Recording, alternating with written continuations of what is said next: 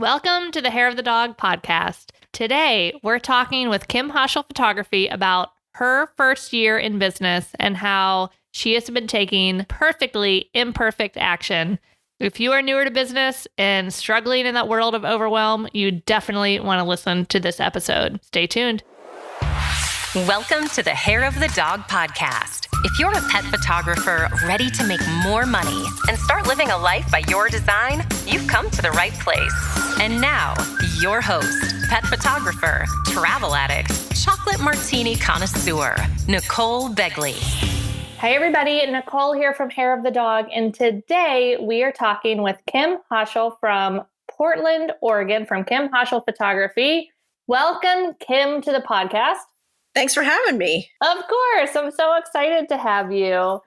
Gosh, how long have you been in the Hair of the Dog world? You've been in Elevate for the past, it's now 7 months. Mm-hmm. And then you were a Hair of the Dog Academy member prior to that, correct? Yes, I was. Yeah. Nice. So tell us a little bit about, I guess, just your journey and when you started this pet photography journey and how long you've been moving forward with this. So I was in a manager position at a corporate company, and I wasn't what I wanted to do. It wasn't making me happy, and I had only done it to kind of recoup after my husband almost died. So I every day was trying to think, how can I not do this anymore? And I noticed that anytime I dealt with people who brought their dog in, it was like, okay, this is my happy place. This is where I shine, is when I'm dealing with people with dogs. Yeah. So initially I through a friend, had discovered this dog training school. And that's kind of what kicked it off. As I said, I talked to my husband. He said, yeah, go ahead and quit, finish your dog training school. It'll be great. And your ad popped up for Hair of the Dog Academy. And I have a photography background. I've been a professional landscape photographer for about 15 years. So I saw that and I was like, oh, wait a minute. You're like, wait, there's dogs. I was like, I could combine both of my passions into one business. That's amazing. That's awesome. Yeah. So that's kind of what started is truly like seeing your ad. And I was like, I'm just going to, take one of the courses and, check it out and see what it's all about. Cause I knew that people took photos of dogs, but it wasn't my first thought when I was leaving my job is, I'm going to do that. That kind of came through like just a series of happy circumstances. Nice. I love that. How long ago was that approximately? I left my job. That was my 50th birthday present to myself. Happy birthday. So that was a year and a half ago I left, but I started the academy probably, it's been almost that long. It was maybe a couple months short of that. Nice. That's awesome. So you were doing landscape things, which is a whole nother animal than portrait work. I'm not as familiar with the landscape world, but it's more selling fine art for decor and things like that, correct? Yeah. I was living in Sedona, Arizona, and I had a gallery in Jerome. And so I sold out of my gallery and with other galleries, and I worked with Arizona Highways on magazines, books, and calendars and things like that. So it's a very different situation from the portrait world. Nice. Oh, I love Sedona. You're in like two of my favorite places, although I haven't been to Portland. I feel like I would love Portland. Yeah, I think you would. I need to get up there. Photograph some dogs on the coast. We'll have to go on a road trip. Yeah, for sure. I love it. Awesome. Yeah, I love too when these kind of happy accidents happen and you're like, okay, because I too, when I left my Zoo World job, I was like, what can I do? I guess I could be a dog trainer.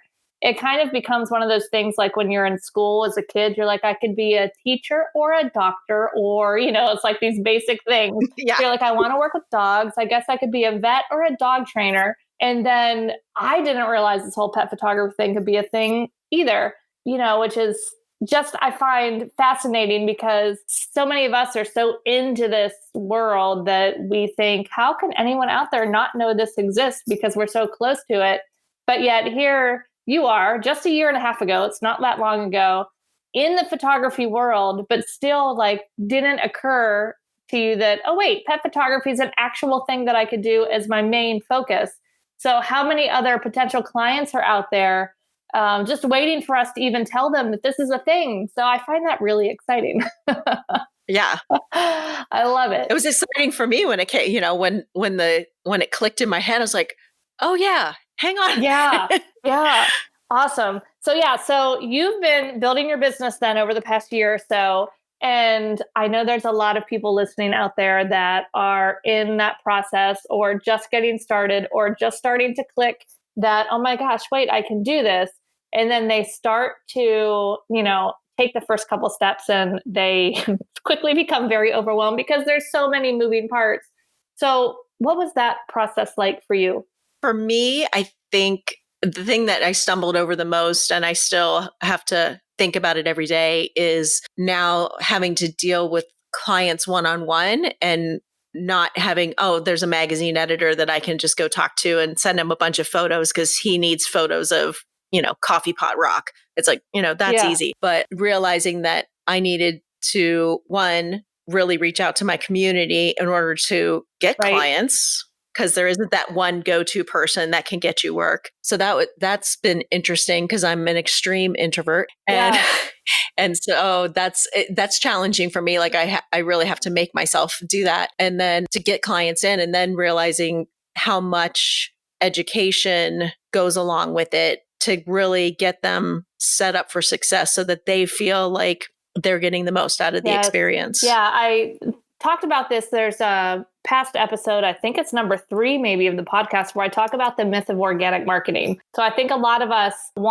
wish, hope that, all I have to do is create a website and a Facebook page, a social media, pop it up there, and I'm going to have tons of clients. And I mean, that's just really not how this works, as you're finding out that it's so important to be based on relationships and to actually have marketing plans and to put ourselves out there, which is scary. But the alternative is nothing. The alternative is sitting at home and wishing that these things happen. So super proud of you for taking these actions to start making those connections outside of our comfort zone. Even those of us that are a little bit more on the extroverted side, although I kind of hover the middle, I'm slightly more extrovert, but I'm not like way extrovert. I'm like right above that little middle line. I can kind of go back and forth. But oh my gosh, I'm also one of those people that just hates having to it's scary to make connections. I've gotten way better about it because I've stopped putting meaning on it. And I've stopped thinking that, it's obviously going to go really, really bad, because your head starts to go in all these terrible places. So then you just stay home and you're like, okay, forget it. Maybe tomorrow, maybe next week. Yeah. And it's so easy to keep putting it off because, procrastination is a really easy way to deal with fear. So I'm very proud of you for taking those steps. Thanks. Yeah. For me, I just really, I always struggle with, well, what am I going to say? And I don't know if I have anything to offer them. And so I just spin sometimes and I have to go stop. They don't have a script in their head. They don't know what to expect from you. So you can say whatever happens in the moment and not sit there and think, okay, it has to be perfect, or if it's not perfect, then they're going to say no. And I think a lot of time too, at least for me, sometimes my kind of fear that would pop up is, I'm not going to know what to offer them, or feeling like I'm going to have to make a split-second decision. And I think it's important for us to remember that we always have the ability to say, let me think about that. Let me get back to you on the details of that. That we don't have to just commit to everything on the fly in meetings like this, that we can go into meetings with potential partners and just talk to them and say, hey, how can I help you? And then see how that comes back, and then give it some thought, and then revisit it with them. Like, it doesn't all have to happen in 2 minutes, which I think is sometimes how we build it up in our head. Oh yeah. Because you feel like, well, I'm the expert in this. I should know exactly what I should offer and be all prepared with this package that's going to be so amazing. It's going to blow their socks off. And I have to stop myself and say, okay, maybe that's not what they need. So if I come in too prepared, sometimes that's even worse, because then the one offer that I've come up with that I think is amazing could be something that doesn't work for them. Yeah. And, and it just comes down always to having these conversations and be open in these conversations and coming from a place of service to these potential partners. And and good things happen. I love it. So Kim, one of the other things you've done recently, which is huge, is you've started a podcast in your local area. So talk about talk about taking some steps out of your comfort zone. What's that been like? It's been interesting.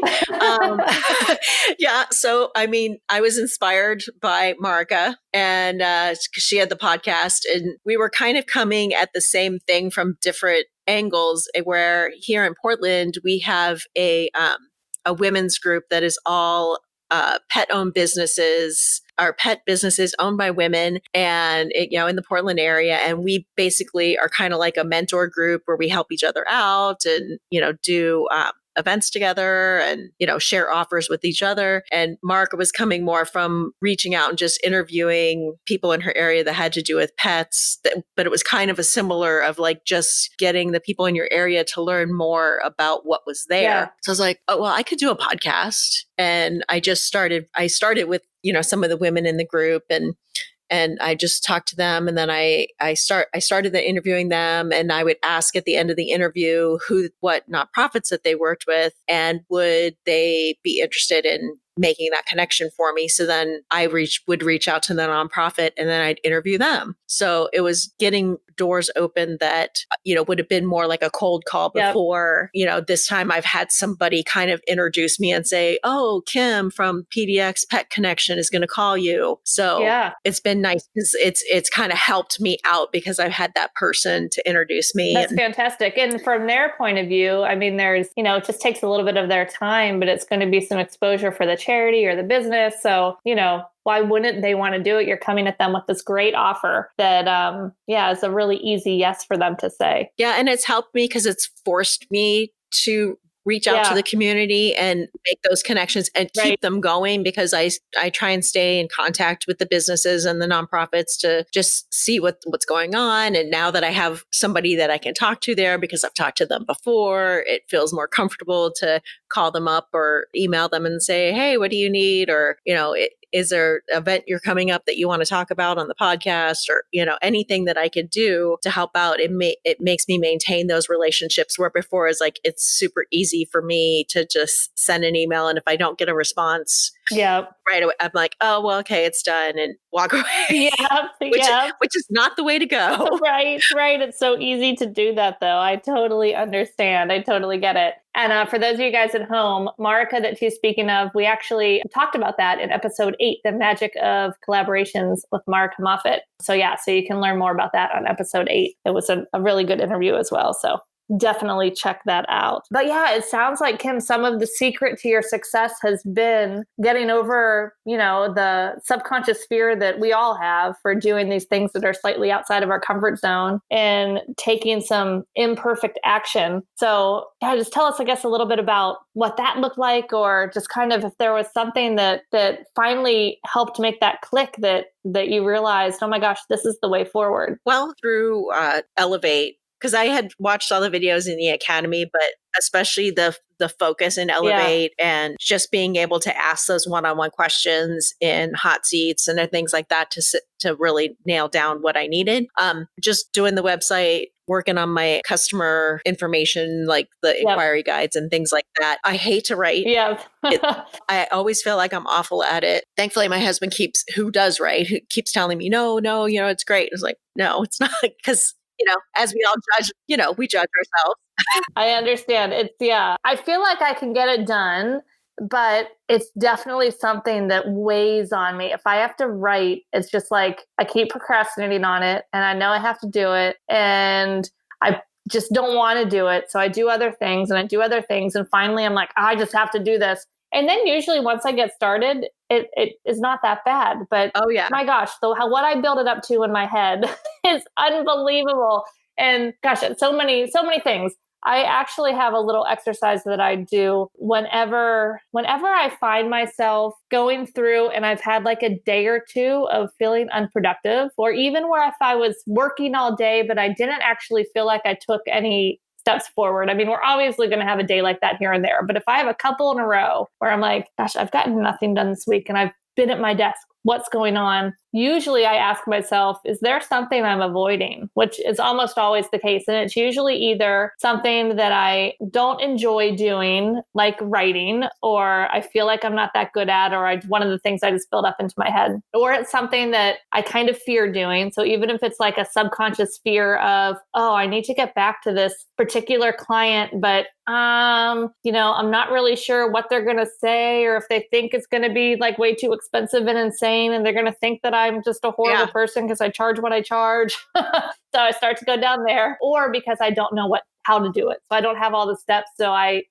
probably it turns to fear of like, oh, you're not going to know how to do it. You're just going to get frustrated. So just ignore it. So it's usually one of those things. And then I find when I actually sit down and I say, gosh darn it, here, 15 minutes. Let's just get it done. Let's get started. At least take a step. And then I start doing it and I'm like, oh, that wasn't so hard. Yeah. And now I have it done and it's out of the way and I can move on. Yeah. And I just stressed for like a week and a half over this, or longer sometimes. It's like, oh my gosh, just get it done. Just take that action. I think that's also one of the hardest things too, especially as you're in the beginning parts of your business where you're in student mode and you're learning, you're taking all these things in. It can be really hard sometimes to feel like you have enough information to start taking action. Yeah, definitely.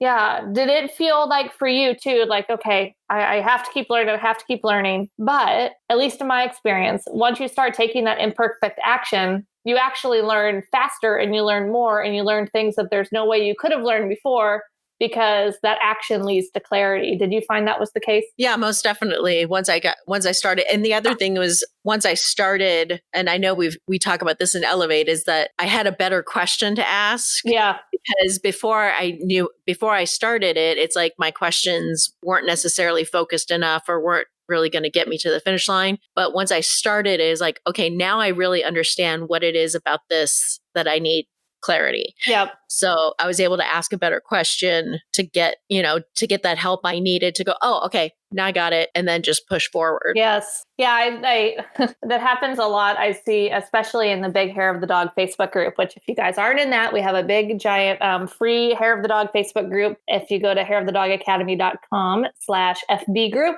it'll take you right there. But in there, I sometimes see people posting, I'm new to my business. How do I market? I'm like, oh my gosh, I can teach like a week-long class on that. Yeah. It's definitely not something that you can answer in just a couple sentences, and I think when we're starting off too, we ask those big questions because we don't know the specific questions to answer or to ask even, which again, just starts from attempting and trying and testing different things. And then that question goes from how do I market to even something as what's the best type of non-social media marketing you found in your business, like that starts to get a little bit more specific. And then you maybe test, raising money with a charity and offering sessions with them. And then you can ask questions about specifically who's done something like this, or I'm having this challenge here.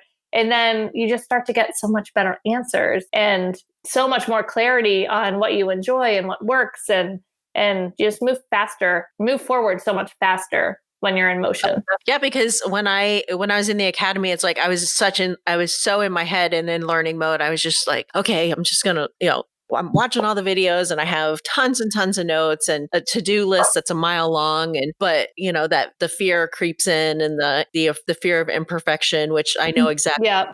Unfortunately, I know in my life where that comes from. Yeah. But it's hard to shut off because it was so ingrained in my life for the first 30 years. Yeah. I just was like, I needed that kick in the pants for me in Elevate, where it's just like, no, there's no excuses. There is, you just need to take the action. Just stop overthinking it. Right. Stop making excuses to why you can't do it, because you can. You have the knowledge. Just do it. Yeah. Those past experiences can be pretty tricky things.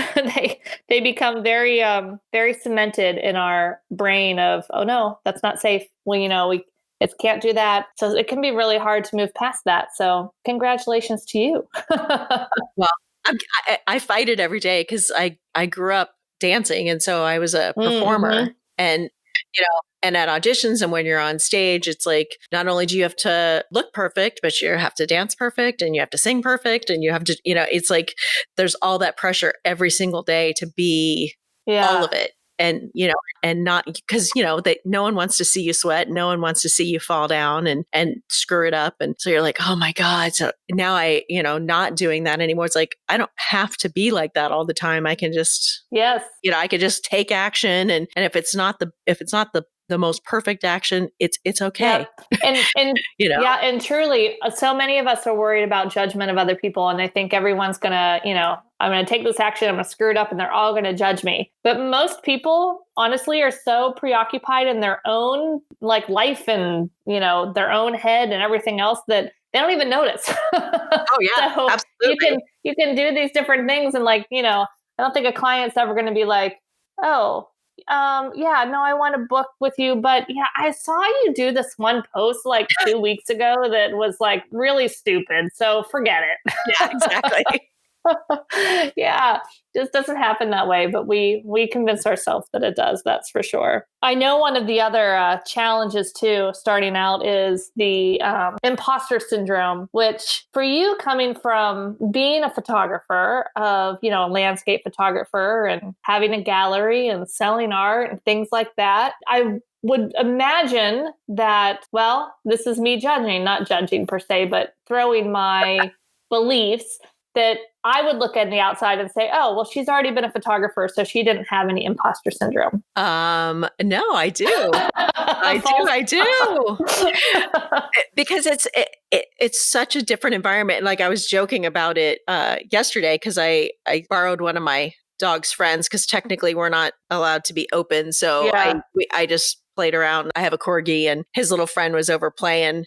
And I was like, well, let's take him for a walk and I'll just bring my camera with me. Yep. So, I did that and I was playing around and I looked at my husband and I said, you know what? There's days that I miss landscapes. I was like, because you know what? They don't move. Right. I can wait around, because I would wait for the right light 3 hours, in the snow. It's like, I don't care. Just stand here. But, when you're doing pet photography, it's everything, the dog is moving and you're trying to get a good light and you're trying to get the focus on the eyes. And so that's, so you're moving around the focal point and you're worried about the lighting, but you don't want to take too much time because the dog's moving and my dog. And you're worried about the client judging you, that it's taking too much time, or you don't know what you're doing, or that's what you think they're thinking of you, but they're not, but you think they are. Yeah, exactly. Exactly. Yeah. So yeah, it's so different. It's because as a landscape photographer, I have all the time in the world to stand there. I mean, yes, there is some urgency. There's times that you just have to get the tripod up and go and get the shot because something's happening that you're going to miss. But so much of it is set up the tripod, get the focus where you want, and then just wait for the light to happen. So it's the worst thing you got to do is study the weather before you go. But with dogs, is that whole thing of constant of having to make adjustments all the time is very different. So I love it, but it does make me sometimes go, oh my gosh, I hope people don't think that that I don't know what I'm doing and that I've taken a shot and looked at the back of my camera too often because I'm not sure, if I like the composition or the light or if the focus isn't where I want it. Well, I always check the back of my camera all the time because I find that, sometimes I get to a new spot and I'm so excited to start shooting there that I forget to change my settings from where I was before. So I am a big believer in regularly checking the back of your camera so you don't shoot a whole entire series in an area and then you're like, oh, well, those were all horribly underexposed or blown out or whatever. Yeah. And spoiler alert, your client is definitely not judging you. Your client's preoccupied with, oh my God, my dog stopped behaving. Oh my gosh, there's no way she's going to get these pictures and it's going to be my fault. They're not blaming you about it. They're worried that their dog's this or that, or maybe they're worried about what are they going to have for dinner. I guarantee you they're not talking about in their head, oh my gosh, I don't think she knows what she's doing. Yeah. Look, she's taking a second. She's not shooting right now. Oh my gosh, that's because she doesn't know what she's doing. We have to remember to take a breath and slow down. I was really guilty of this when I first started my business, just feeling like I had to go, go, go, go, go. And, I can't take a break, but gotten much better at that. Although I still sometimes feel like that belief starts to kick in sometimes, that fear of what's my client thinking? Do they think that they're waiting around too much? Do they think this is taking too long? Are they happy with this? Oh my gosh, are they, not having a good experience? Like it all starts snowballing, and then you just have to stop it. Yep. Tell your brain to turn it off. Just focus on some other things. Oh yeah. With the dogs, it's like you hear all the objections as to why they can't get a good photos because, the dog's moving, they need to be on a leash. And it's like, it's true. They are more worried about the fact that you're not getting it because their dog screwed up. They're not worried about you not getting it because of you. Right. It's like, they're like, no, it's because of my dog. And I'm sitting there thinking, well, maybe not, I might be having a moment, but it'll just be a moment because I do know what I'm doing. So, right. But we all have those moments where something happens. You're like, oh, that wasn't perfect. Yeah. Hang on a second. Yeah. And spoiler alert again, nothing's ever perfect. Exactly. Yep. And same thing with our business too, is building our business. Well, I'm sure as you were building yours, were you thinking, I just can't wait to get done building it? Like you thought that there would be an actual finish line for building your business? Yes. And I keep hoping that finish line's going to show up anytime soon. I'm sorry, there's not one. No, because it's so funny because every call, I have like a running list, a running to-do list that's 3 pages long. So do I. And every time I'm on a call in Elevate, I'm jotting something to add to the list. I'm like, okay, I need to add that to the list because somebody showed their website and it was like, oh, I kind of like how they did that. Yeah. I wonder if I can incorporate something similar, or, something is said by one of the mentors and something clicks and you're like, that's what it was I was missing. I need to go back and fix that. And oh yeah, it's like the more I learn, the longer the list gets. Yeah. And then it's like, I totally get it. And you have to start to get to the point where you realize that you're never going to get everything on your list done. And that's completely okay. But I like to have basically one place where I keep this master brain dump list, because if I don't have these things written down, then I start to get stressed because I feel like I'm going to forget something super important. But if I have it written down somewhere, at least then I can relax, like, oh, it's written down. I won't forget about it. I can come back to it. So, yeah. Yeah. And I even prioritize my list now. Because I had my list and I constantly check things off. So, but unfortunately, as soon as I check one thing off, 2 things get added. But I was like, okay, we have to make even more sense of this beyond, because I have it like per business and all that kind of stuff, because I have a couple other businesses. So I have it per business and everything. But I was like, oh, no. Anything bold means you have to do it really soon. Like this is something you got to do now. If it's regular, you can have a little bit of time. So like I have like this little system of how urgent this thing is to get done. I found what works for me is at the beginning of the week on Sunday night, I usually sit down and I put all of my appointments in my calendar for the week. I have a little planner that has like 1 day per page on my desk. Then I take I guess it's like a 4x6 lined Post-it note. And on there, I write out like 3 to 5 things that I would love to get done that week. Like those are the things that sometimes it's, I have this client session that needs to get out the door, or, something like that. But usually it's, more working on my business. So maybe it's updating something on the website. Maybe it's, I need to get, some podcast guests scheduled. Maybe it's, I need to update my pricing guide for 2020 and finally finalize that. So those types of things, I find that's the best way. I have like a master list on the computer that I just keep dumping things on, but then I, really think about what do I really need in my business this week and try not to do too many things. And I found having that focus allows me to sit down in the morning when I get to my desk and like, oh yeah, I'm doing that today. And I can knock that out early before I start doing emails and doing this and doing that and getting sucked down various rabbit holes. So yeah, I found that has worked out very well. But yeah, you're never done. You're never done building your business. And there's so many things, yes, would it be nice to do this? Of course. But does it mean that no one's going to hire you until you do that? Usually not. So it's definitely finding the balance of what do you need to do versus feeling like you're prepared to put your things out to the world, versus what's okay to just wait and have as a future idea. just takes a little practice. Yeah. Yeah. Thankfully, I'm at a point where it's like, at least it's a functioning business. Yeah. Like the website is done until I get a couple more product samples in, but like I have some automated emails that go out as somebody inquires and things like that. So it's like, and I have stuff to give them, pricing and inquiry and a welcome guide. And I have all those guides and things like that. So at least I feel like the business can run. It's not the business I dream of, but it's there. It's functional. It looks good. It's not an embarrassment. Yes, so and then you tweak and you grow and you keep moving it towards the direction of what you want. Yeah, and I think the key to that too is to approach where your business is right now from a place of gratitude of, I'm so thankful that I've gotten this together, and I'm so thankful that I've, sent this out and made this connection with this marketing partner or this client, because that just puts us in a whole different space and just brings in more goodness. So anytime we can do that, I think is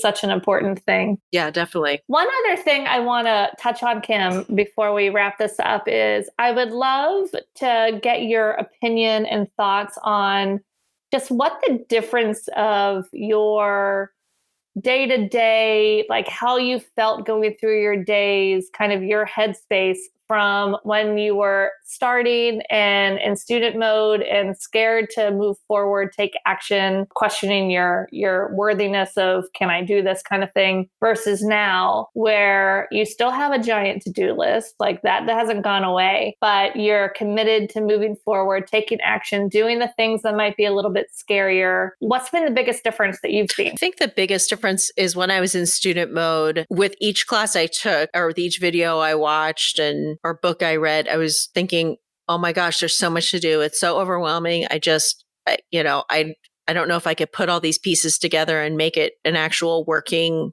thing. And so, I would avoid things because it's like, I don't know. Is that the right thing to do? And I would just second guess everything. And then for me, Elevate is what kicked me in the pants. I was like, we lovingly kick you in the pants. Yeah. And it's been amazing. So, but now like I just took, when I was just like, okay, just take the action. So each day I'm more focused on, I'm going to do this action no matter whether it's good, bad, indifferent. I'm just going to do the action. And then that will bring me clarity to either to realize that, hey, it was fine and I can move on, or there's something I need to learn about this specifically. Mm-hmm. So my learning became more focused. My actions became more focused because I wasn't just looking at it all in one big chunk. Like as I was taking a specific action, my questions became about that action and not like, oh my God, but where do I start? How do I market it?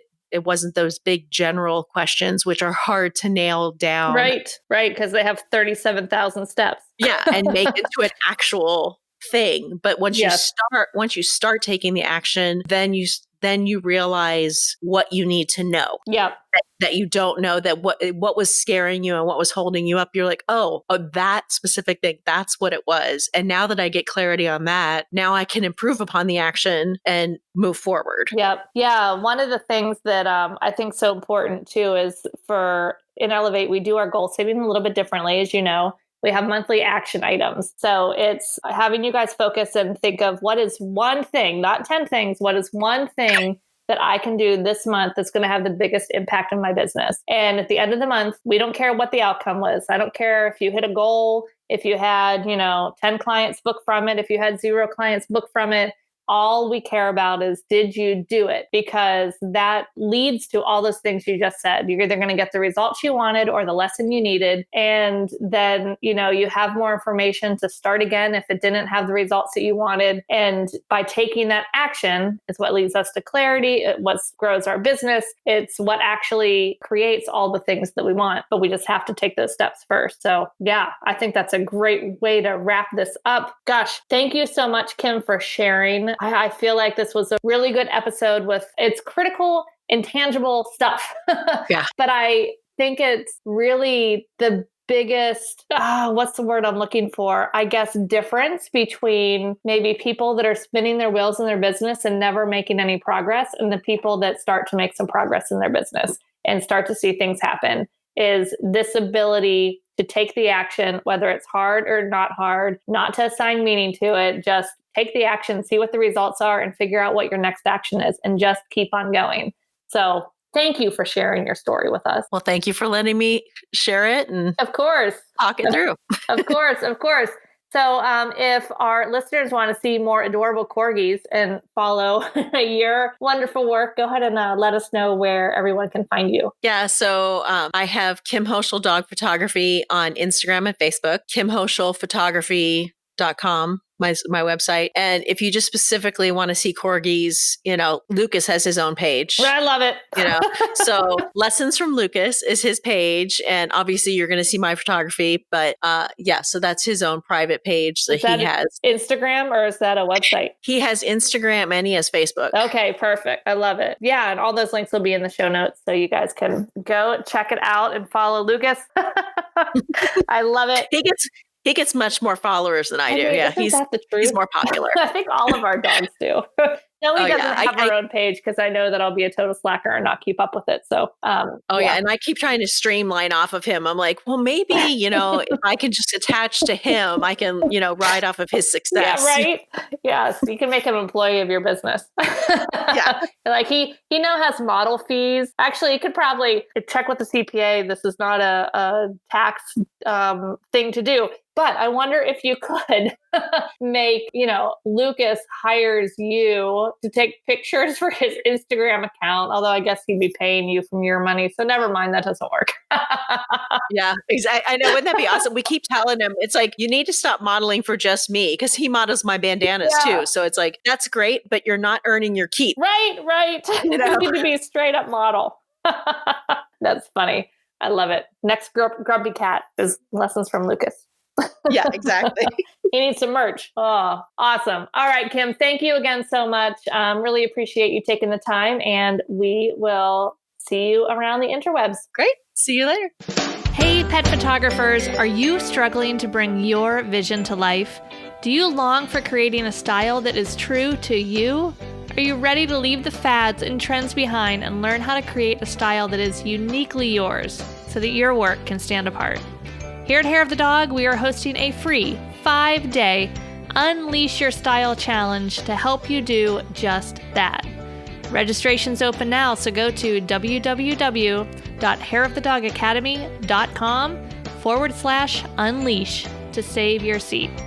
We can't wait to see what you create.